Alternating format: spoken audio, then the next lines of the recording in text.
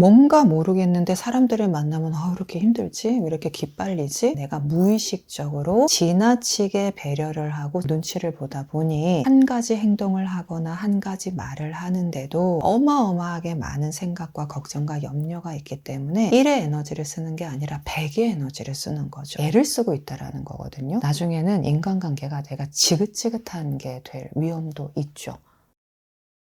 안녕하세요. 인현진입니다. 오늘도 아무 상담 시작하겠습니다. 그러니까 직장에서 이제 고민 상담이었거든요. 이상하게 자기한테만 업무가 많이 온다. 이런 부당함에 대해서 물어봤더니 자긴 사실 타인의 눈치를 굉장히 많이 보느라고 자기가 부당함을 껴안으면 껴안았지 안 돼요, 싫어요 이런 얘기를 잘 못한다는 거예요. 그런데 의외로 이런 분들이 되게 많으셔서 눈치를 과도하게 보는 분들이 상담에 다른 주제로 오지만 이것이 주제가 되는 경우가 좀 있는 것 같습니다.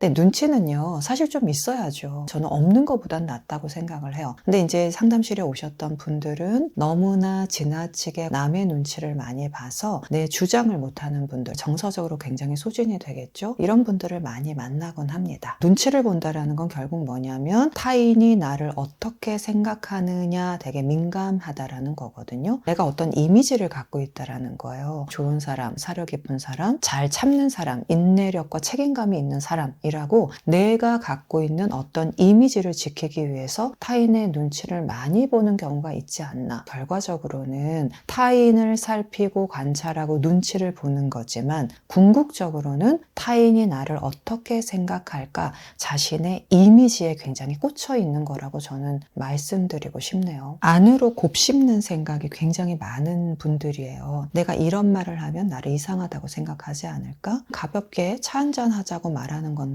데이트 신청을 한다고 생각하지는 않을까? 한 가지 행동을 하거나 한 가지 말을 하는데도 그 사전에 선행되는 어마어마하게 많은 생각과 걱정과 염려가 있기 때문에 1의 에너지를 쓰는 게 아니라 100의 에너지를 쓰는 거죠. 근데 내가 이렇게 애를 써가지고 이 사람을 눈치 보면서 배려를 했는데 무신경하게 대답을 할 때 돌아오는 심리적 타격은 훨씬 클 수 있죠. 그래서 뭔가 모르겠는데 사람들을 만나면 이렇게 힘들지? 왜 이렇게 기빨리지? 내가 무의식적으로 지나치게 배려를 하고 눈치를 보다 보니 내가 스스로 정서적으로 소진시켜서 돌아온 건 아닐까. 근데 이거 잘 모를 수도 있어요. 우리 자신들은.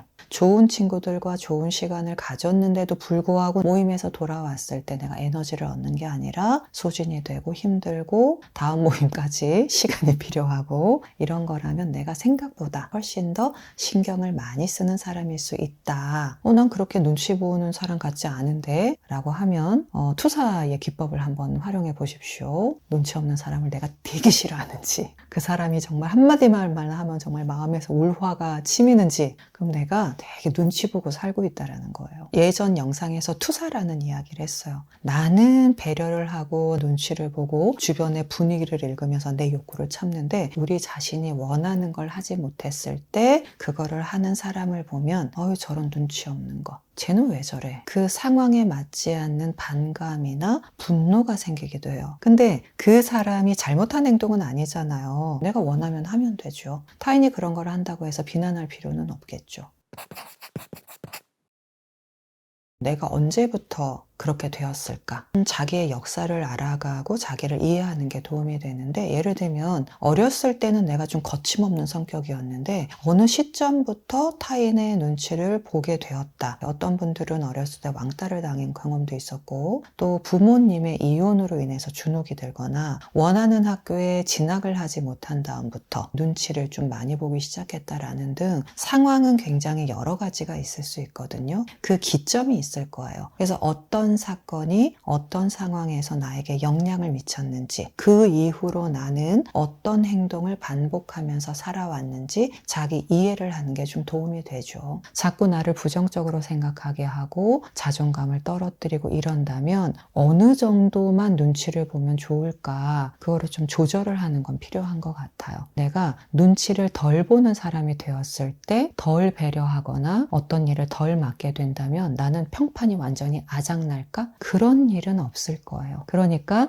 내가 눈치를 보지 않아도 지금과 크게 상황이 달라지지 않을 거다라는 걸 좀 아는 게 도움이 되고요. 두 번째, 이거는 실질적인 연습인데요. 내가 생각하는 거를 좀 그때그때 표현을 해보는 겁니다. 자기 주장 훈련이라고 할 수 있죠. 상대가 생각보다 괜찮은 반응을 보일 수 있어요. 다 같이 막 우르르 가가지고 짜장면 나오는데 난 짬뽕 먹고 싶어. 저는 짬뽕이요. 그냥 이렇게 말해보는 거거든요. 짬뽕을 왜 먹냐, 눈치 없다. 당장 짜장으로 바꿔라. 사람들이 과연 그럴까요? 그렇지 않아요. 내가 생각하고 걱정하는 것보다 큰일은 일어나지 않는다. 그래서 일상에서 할 수 있는 거 자기 주장하고 표현하고 돌아오는 피드백을 다시 생각해보고 이런 연습이 저는 굉장히 도움이 된다고 생각을 합니다. 이 표현도 어디서부터 어느 정도의 강도로 해야 될지 모르겠다. 그러면 주변에 저 사람은 참 적절하게 눈치도 챙기고 자기 표현도 참 잘하네 라는 사람을 유심히 관찰해 보세요. 반두라가 말한 거죠. 사회학습 이론 중에 하나인데 모델링이라는 기법이 있는데요. 좋은 모델을 찾아서 흉내라도 한번 내보자. 그 사람들의 말투를 흉내내든 말의 내용을 내가 흉내내든 또는 조언을 얻는 것도 좋은 방법이고요. 모델링의 방법을 저는 적극 추천드립니다. 일단 눈치가 있다라는 거는 사회적 민감도가 높다라는 건데 내가 민감도가 높다 낮다 이건 우열은 아니거든요. 그거 자체로는 그냥 하나의 특성이죠. 눈치를 나를 살리는 방향으로 쓰고 있는 건지 아니면 나를 소진시키는 방향으로 쓰고 있는 건지 방향의 차이라고 생각을 해요. 그런데 우리가 소진이 된다라는 거는 그렇게 행동하는 나 자신이 사실은 마음에 안 든다는 거거든요. 자연스럽게 내가 좀 괜찮은 사람이다라고 여기면 할 말 하고 실수할 때는 실수하고 미안하면 미안하고 그러다가 타인을 배려할 순간이 생기면 적극적으로 배려해주고 이게 굉장히 자연스럽게 되는데 내가 그렇게 좋은 사람이 아니고 부족하고 자존감이 낮고 이런 사람이라고 스스로 생각하기 때문에 좋은 사람이다라는 유리가면을 쓰고 이 유리가면의 이미지를 깨뜨리지 않게 타인에게 과도하게 신경 쓰는 건 아닐까 애를 쓰고 있다라는 거거든요. 나중에는 인간관계가 내가 지긋지긋한 게 될 위험도 있죠.